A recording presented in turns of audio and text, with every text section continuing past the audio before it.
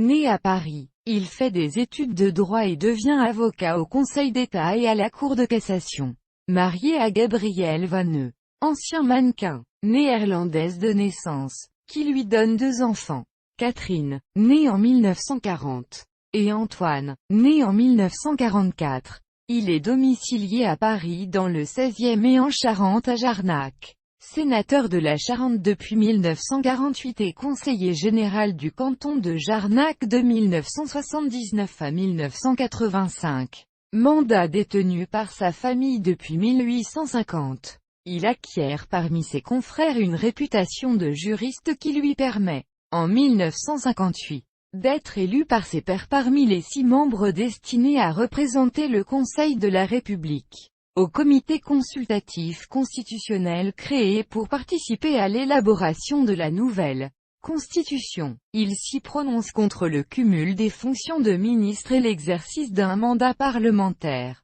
Mais il reste cependant pratiquement inconnu du grand public hors de son département et c'est une certaine surprise quand il est choisi pour affronter le général de Gaulle à l'élection présidentielle de 1965. Par la Convention nationale libérale, animée par Jean-Paul David, fondateur du Parti libéral européen.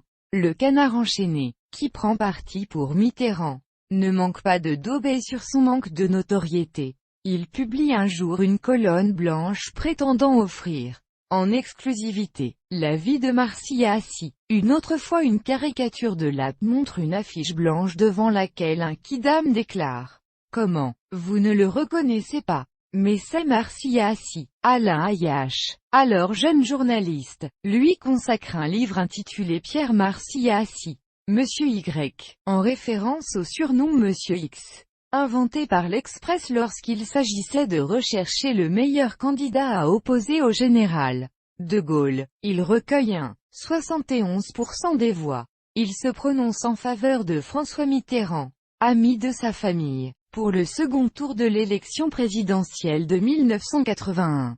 Sa vie politique continue. Dans la fameuse séance du 28 juin 1971, il fait adopter la question préalable qui rejette la réforme du droit d'association.